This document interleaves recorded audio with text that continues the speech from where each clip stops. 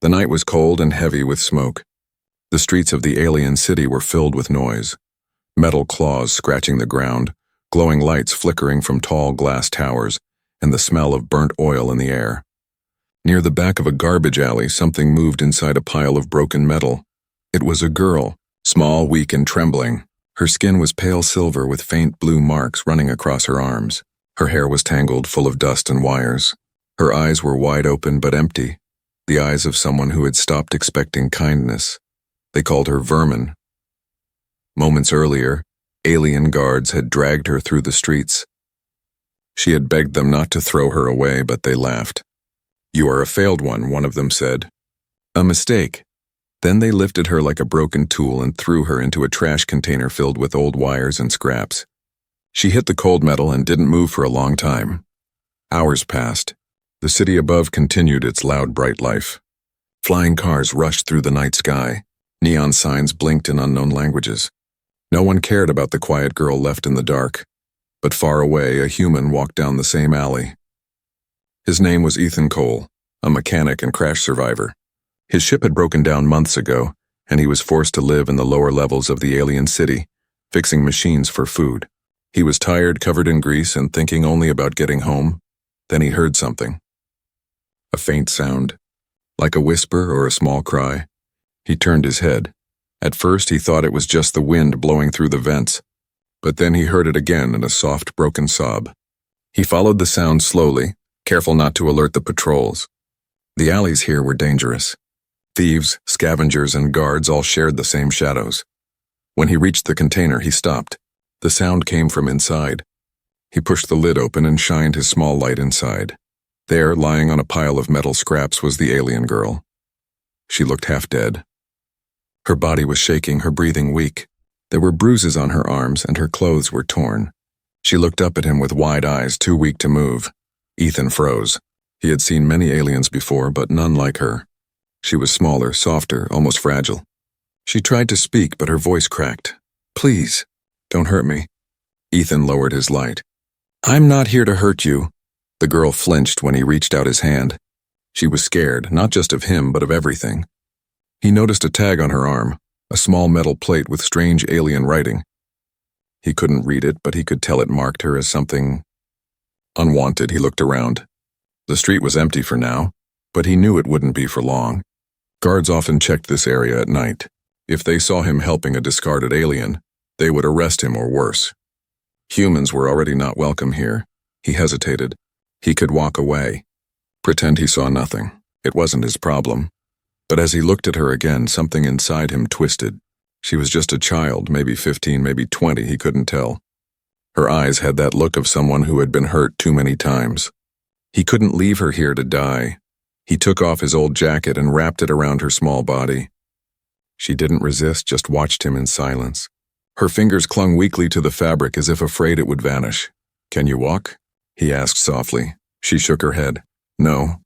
He sighed, then lifted her carefully in his arms. She was light, too light, like she hadn't eaten in days. Her head rested against his chest, and for a moment, he felt her trembling calm down. He started walking quickly through the alley. Every shadow looked dangerous. Every sound made him turn his head. The city was alive but blind, full of eyes yet seeing nothing. He reached his workshop, an old storage room under a bridge. He closed the metal door behind him and locked it. The room was small but safe. There were tools everywhere, a small bed in the corner and a heater that barely worked. He laid her gently on the bed and covered her with a blanket. She opened her eyes again, confused. "Why?" she whispered. "Why are you helping me?" Ethan looked at her and shrugged. "Because no one else would." Her lips trembled as if she wanted to cry again. But no tears came. She had already cried too many times. He gave her some water and an energy bar. She ate slowly, carefully, like she didn't trust it. He didn't ask her questions yet. He knew fear better than anyone, and he knew she needed silence more than words. Outside, a patrol drone flew past, its light scanning the ground. Ethan turned off the lamp and held his breath until it passed. He looked at the girl again. She was asleep now, breathing softly, still holding onto his jacket. He leaned back against the wall and sighed. He had no idea who she was or why someone had thrown her away like trash. But deep inside, something told him this was only the beginning.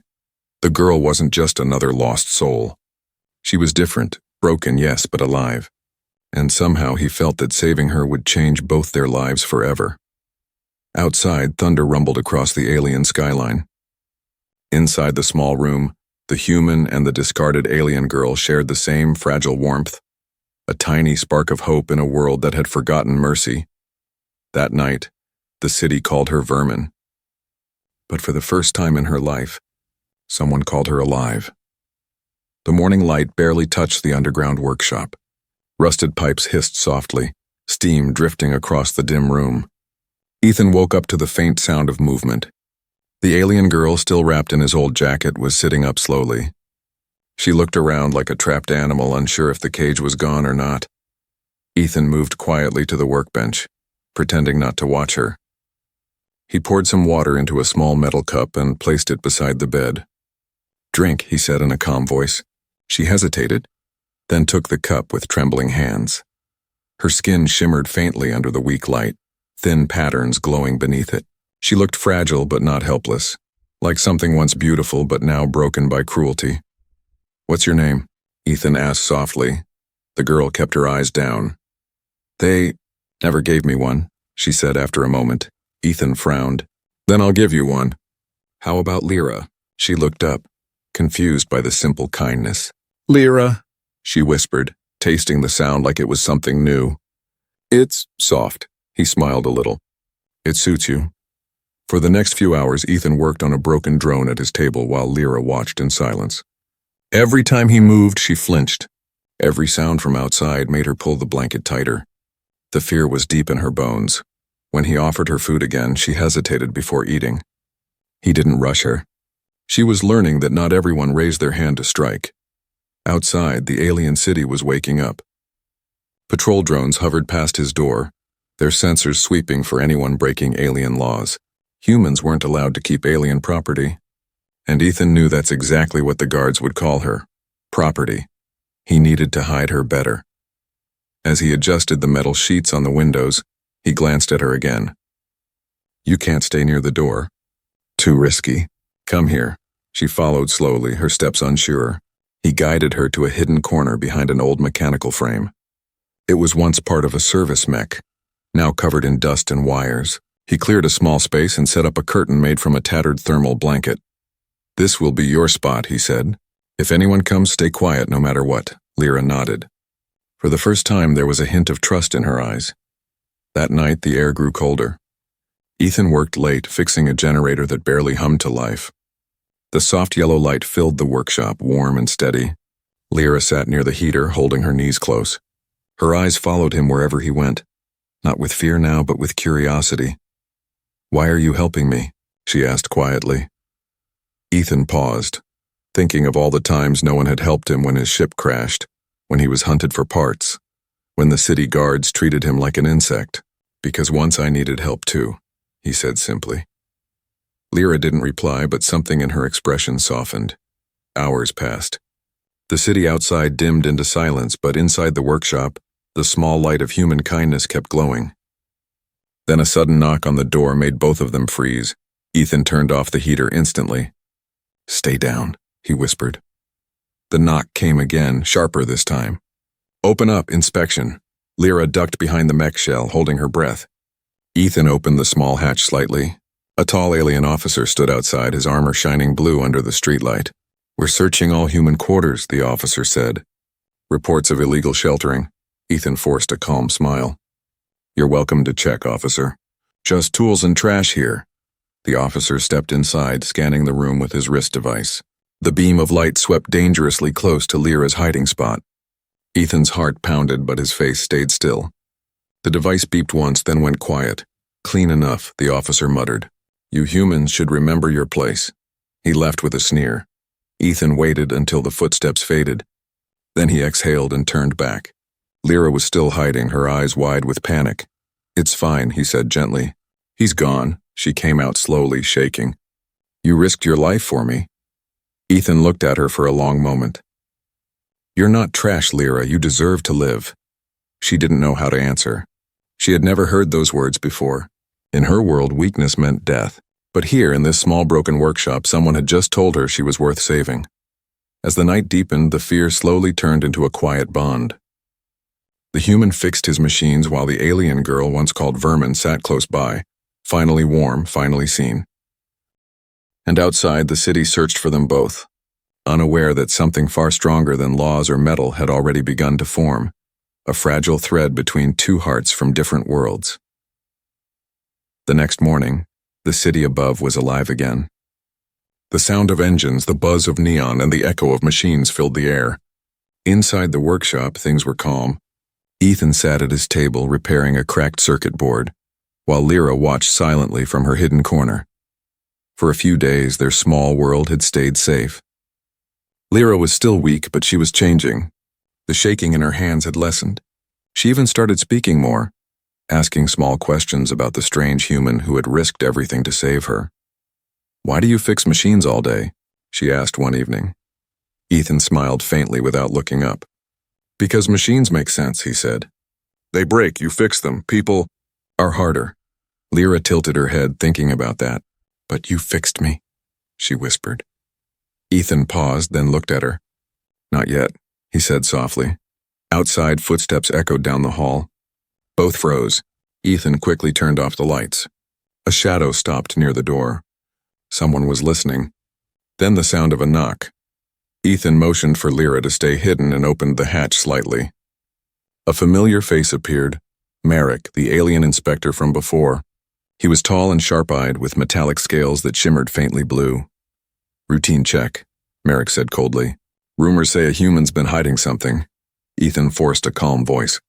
"You were just here 2 days ago. You want to see my trash again?" Merrick smirked. "You humans always collect strange things. I'll look myself." He pushed the door open and stepped inside. Lyra's heartbeat raced as she pressed herself against the cold metal of the mech shell. Merrick's eyes scanned the room. He tapped his wrist console, sending a scanning beam across the walls. Ethan tried to stay casual. "Careful with that light," he said. "It messes with my sensors." Merrick ignored him. The beam passed dangerously close to Lyra's hiding spot. Ethan's hand tightened around a metal wrench under the table. The beam stopped, flickered, and went out. "Faulty reading," Merrick muttered. "Your equipment interferes." Ethan shrugged. "That's what happens when the system's older than your badge." The inspector narrowed his eyes but turned toward the door. "If I find out you're lying, human, I'll drag you through the streets myself." When he left, Ethan locked the door fast. His shoulders finally relaxed. Lyra came out slowly, her face pale. "He almost found me," she whispered. "Yeah," Ethan said quietly, "and he'll be back." He moved to his workbench, opening a small case filled with tools and parts. "If they're going to search again, we need a better place to hide you." Lyra watched as he started building something, a hollow compartment beneath the floor panels. She knelt beside him, curious. "You shouldn't risk this for me," she said. Ethan looked at her and gave a tired smile. "I'm already in trouble just for breathing here. Might as well make it worth it." Hours passed while they worked together. For the first time, Lyra used her hands to help. She held tools, fetched parts, even tried to fix a wire herself. Her touch was clumsy but careful. At one point, she pricked her finger on a shard of metal. A drop of blue blood formed. Ethan took her hand quickly and wrapped it in a piece of cloth. "You have to be careful," he said. She looked at him, surprised. No one had ever cared if she was hurt before. "Why do you always help?" she asked softly. He didn't answer right away. His voice was low when he finally spoke. "Because I can't stand watching someone get thrown away like trash." Lyra looked down. The words hit deep. She thought of the others who had mocked her, the scientists who called her a failed model, the guards who dumped her in the garbage. Then she looked at Ethan, the strange human who saw something worth saving. Later that night, the power flickered. The city grid was unstable again. Ethan went outside to check the cables. Lyra stayed near the door, peeking through a crack. For the first time, she wasn't afraid of the dark. When Ethan came back in, tired and covered in dust, Lyra spoke quietly. "Thank you." He looked at her, confused. "For what?" "For not seeing me the way they do." He smiled faintly. "You're not what they say you are, Lyra. You never were." She didn't reply, but her faint smile said enough. The night settled again, quiet but alive. Somewhere deep inside the walls, the old mech hummed faintly. And in that silence, something invisible began to grow. Not just trust. Not just gratitude. Something stronger, something neither human nor alien could name yet, but it was there, waiting to change everything. The rain outside came down in thin silver lines, running over the cracked glass of the workshop. The air smelled of metal and damp earth. Ethan sat beside the heater trying to fix a small radio that had stopped working. Lyra sat on the floor nearby, quietly watching the drops slide down the window. She looked peaceful for the first time since he found her, yet something heavy still lingered behind her eyes. Days had passed since the last inspection. They had survived close calls, long nights, and the fear of being discovered. But inside that small room, a strange calm had formed. Lyra no longer flinched when Ethan spoke. She ate properly now, slept without crying, and even smiled sometimes when he made jokes. Still, Ethan knew she was hiding something. There were moments when her gaze went distant, when her hands trembled for no reason, when her voice dropped into silence as if she was afraid the walls were listening. That evening, while working on a power converter, he asked softly, "Lyra, what did they mean when they called you a failed one?" The question hung in the air. She froze, staring into the flickering light of the heater. For a long time she didn't answer. Then in a quiet voice she said, "You won't believe me." "Try me," Ethan said. She took a deep breath. "I wasn't born like others. I was made." Ethan looked up. "Made?" She nodded slowly. "In a lab. They wanted to create something better. Faster, stronger, smarter. They made hundreds of us. Most didn't survive. I did, but I was wrong. My body was weaker. My blood didn't react the way they wanted. So they said I was defective." Ethan's hand stilled. "And they just threw you away?" Lyra laughed, a sound that wasn't joy. "To them, I wasn't alive. I was a project that failed. They took the ones that worked and destroyed the rest. I escaped the destruction chamber. I thought I could hide among my people. But they found me. They called me Vermin because I wasn't pure. So they threw me where I belonged, in the trash." Her voice broke near the end. Ethan sat in silence, feeling the weight of her words. The city outside roared on, cold and blind to what it had created. He moved closer, kneeling beside her. "You're not wrong, Lyra. You're alive. That's what matters." She looked up at him with wet eyes that shimmered faintly blue in the light. "You don't understand. My body, it's unstable. My energy core is failing. That's why I was weak when you found me. It's dying slowly. One day it will stop, and so will I." Ethan frowned deeply. "Can it be fixed?" She shook her head. "No one ever tried. They just said it wasn't worth saving." He stood up suddenly, determination burning in his eyes. "Then I'll try." Lyra blinked, confused. "You can't. You don't know our biology." "I know machines," Ethan said firmly. "And I know life when I see it. You said your body runs on an energy core. Show me."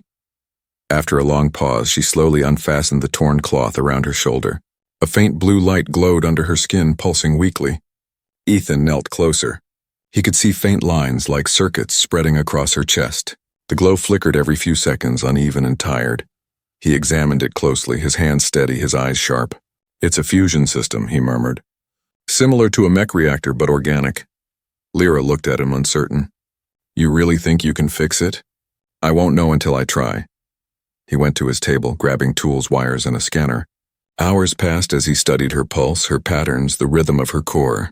Lyra watched silently, half afraid, half in awe. No one had ever looked at her like this, not as a broken thing, but as something worth repairing. When the power finally flickered on the scanner, he smiled faintly. "It's not dead. Just damaged. The energy flow is blocked." He used a fine-tuned calibrator to reconnect one of the glowing veins near her shoulder. Lyra gasped softly as warmth spread through her arm. For the first time in years, her body felt alive again. She looked at him with wide eyes. "You did something." Ethan smiled tiredly. "Told you machines make sense." She laughed quietly, the sound pure and soft. It filled the small room like light. When he was done, he sat back against the wall, exhausted. "You'll need rest. That was only temporary. I'll figure out the full fix later." Lyra nodded, still staring at the faint glow now steady under her skin. She whispered, "No one has ever tried to fix me before." Ethan replied, "Then they didn't deserve to have you."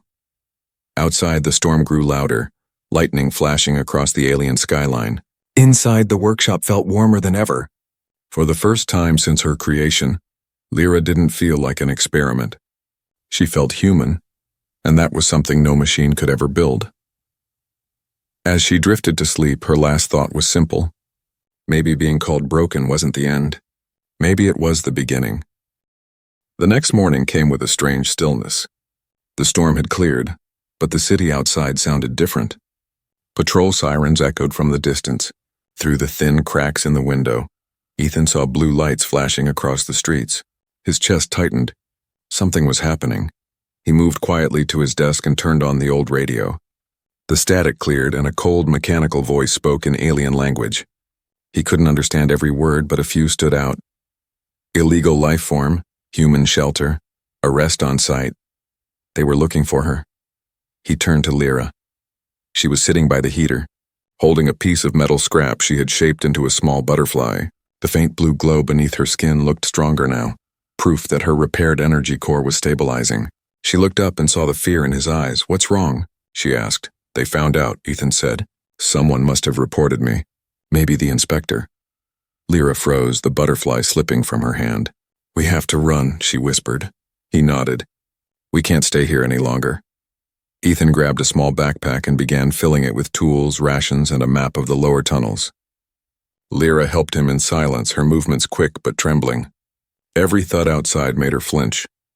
As they opened the back hatch, the sound of footsteps came closer, heavy, armored, synchronized.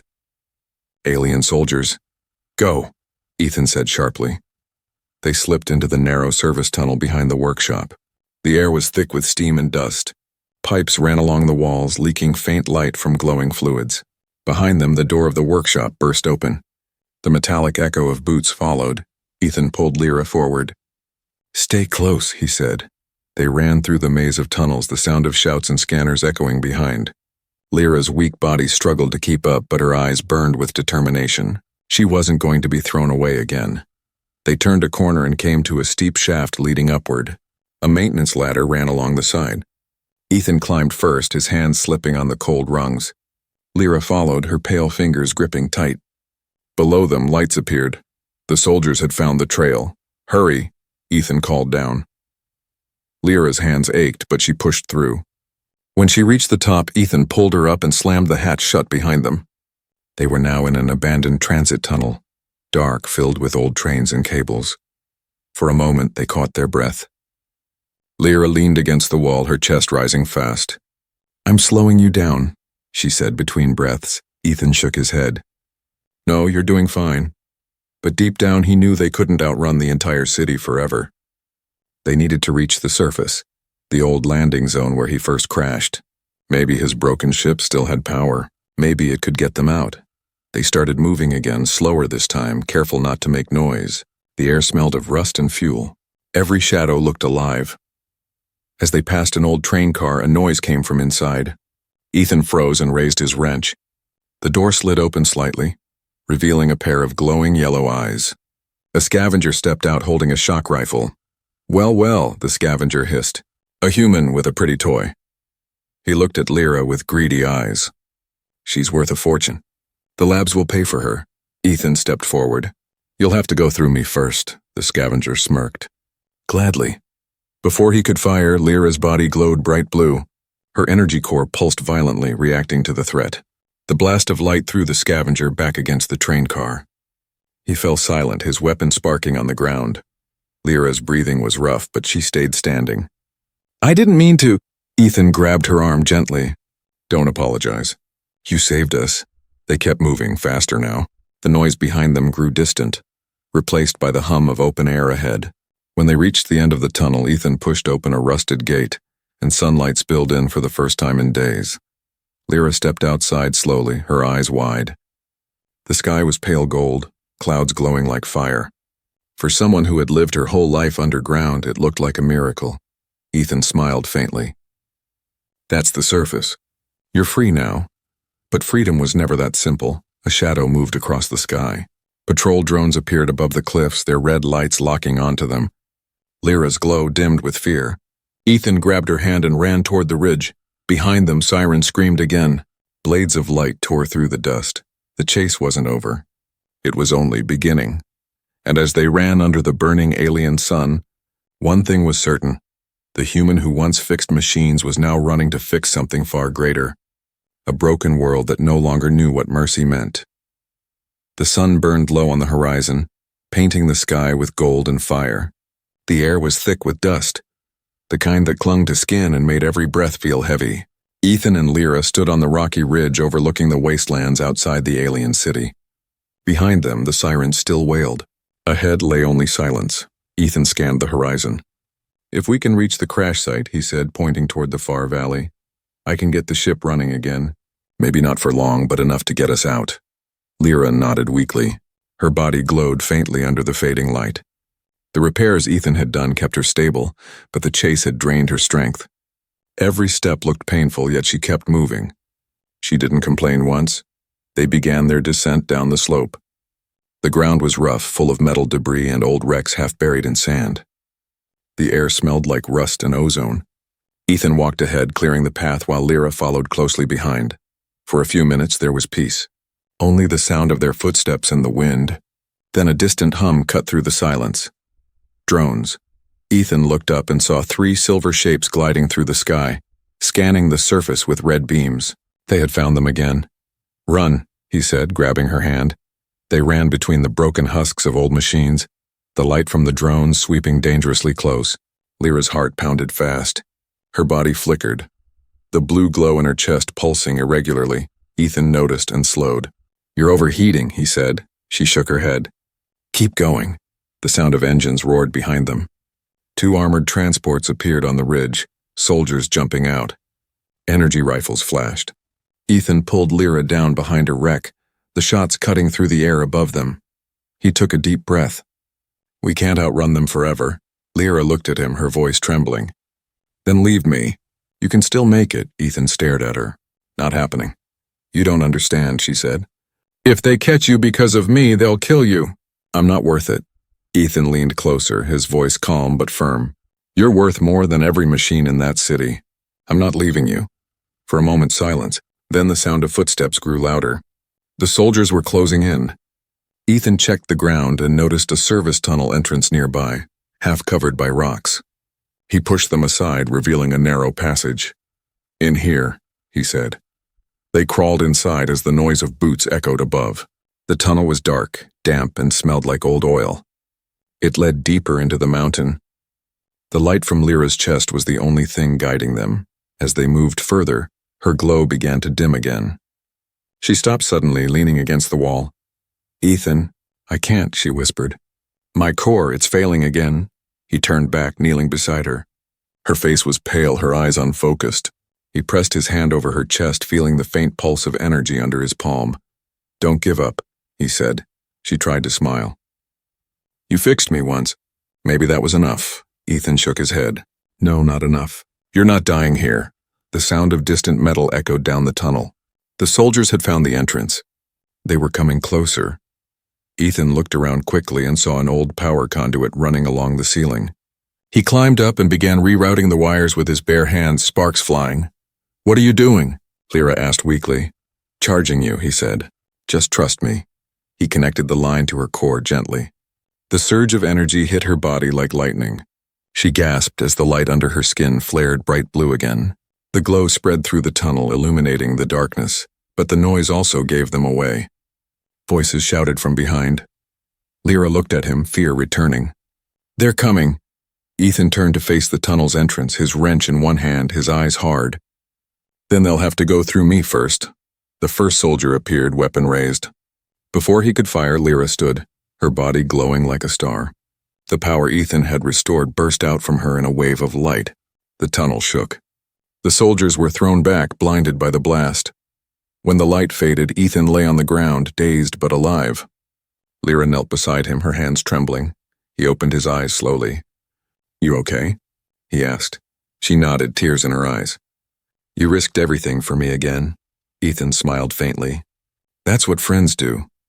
Outside, the storm clouds began to gather again, lightning cutting across the sky. The city would come for them again. But now something had changed. Lyra wasn't just running anymore. She was fighting, and Ethan knew deep down that no matter what came next, he'd made his choice. He would stand beside her, even if the whole world called it madness. The morning came slowly, a soft, pale light spilling through the clouds after the storm. The tunnel had collapsed behind them during the blast, cutting off the path back to the city. Ethan woke first, his head heavy, his body aching. The air was still warm from the energy that had saved them. Lyra sat beside him, her back against the wall, her eyes closed but glowing faintly. Her breathing was steady now. The glow inside her chest pulsed like a heartbeat, strong, alive. When she opened her eyes, she smiled. "You fixed me," she whispered. Ethan sat up, wincing from the pain in his shoulder. "No," he said quietly. "You fixed yourself," she shook her head. "No one ever believed I could." "You did." For a moment, they both sat in silence, listening to the distant hum of wind over stone. The chase, the fear, the running, it all felt far away now. But they both knew it wouldn't last. The city would not stop. They would send more soldiers, more drones. Ethan stood and looked toward the light at the tunnel's end. "We need to move before they find us again." "My ship isn't far from here." Lyra rose slowly, her strength returning. Together, they climbed out of the tunnel and stepped into the open wasteland. The sun was bright but soft, washing over the broken earth like forgiveness. In the distance stood the remains of Ethan's ship, half buried, twisted, and burnt. It looked hopeless, but to him it was still a chance. They reached it after a long walk, their shadows stretching behind them like ghosts of what they had escaped. Ethan crawled into the wreckage, his hands moving with purpose. "If I can power the engine for just one jump, we can reach the outer zones. There are human colonies there. Safe places." Lyra touched the side of the ship, feeling the cold metal hum beneath her palm. "What if we don't make it?" He looked back at her and smiled. "Then we try again." While Ethan worked, Lyra wandered a few steps away, watching the horizon. For the first time in her life, the world felt wide. Not a cage, not a lab, not a city of hate, just endless sky. She closed her eyes and felt the wind move through her hair. Behind her, the faint whine of the ship's power core came to life. Ethan's hands were shaking, but he kept going, adjusting controls, reconnecting circuits. He had done the impossible before. He would do it again. Then the ground trembled. Ethan looked up. In the sky, a large shadow appeared, an airship, black and silver, bearing the mark of the city. It hovered above them, its cannons aimed down. "They found us," Ethan said under his breath. Lyra turned, her eyes glowing brighter. The ship's speakers blared a voice in alien tongue, demanding surrender. She stepped forward, her body shining brighter with each heartbeat. "No more running," she said. Ethan tried to stop her, but she raised her hand gently. "You saved me when I was nothing. Now let me save you." Before he could answer, she walked into the open light. The wind lifted the dust around her feet. The glow from her chest expanded, spreading through her skin until she looked like living light. The airship fired. Bolts of energy screamed through the air, but they never reached her. The light around her bent and twisted, absorbing the blasts. The glow turned blinding, a storm of blue radiance swirling outward. Ethan shielded his eyes, shouting her name. The air shook and the sound became like thunder. When the light faded, the airship was gone, its metal scattered like ashes across the sky. Lyra stood in the center of a quiet field, the ground glowing faintly beneath her feet. Her body shimmered softly, the same way the stars shimmer in the dark. She looked at Ethan, tears in her eyes. "It doesn't hurt anymore," she said. "I can feel everything. I'm alive." He walked toward her, his voice barely steady. "You always were."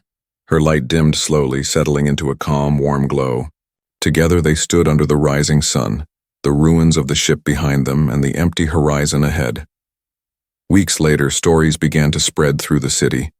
Tales of a discarded experiment who rose from the trash and burned an army with the light of her heart. Tales of a human who loved what others called worthless.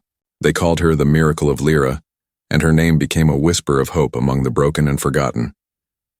In a small human camp beyond the wasteland, Ethan sat beside a glowing campfire.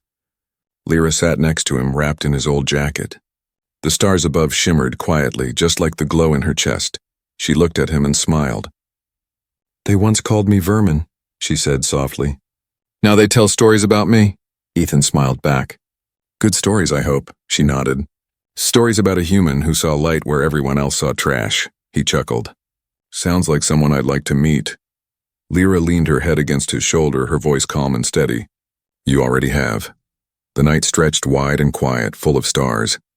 For the first time in forever, both human and alien were at peace, no fear, no chains, just life. And somewhere in that silent sky, their legend began.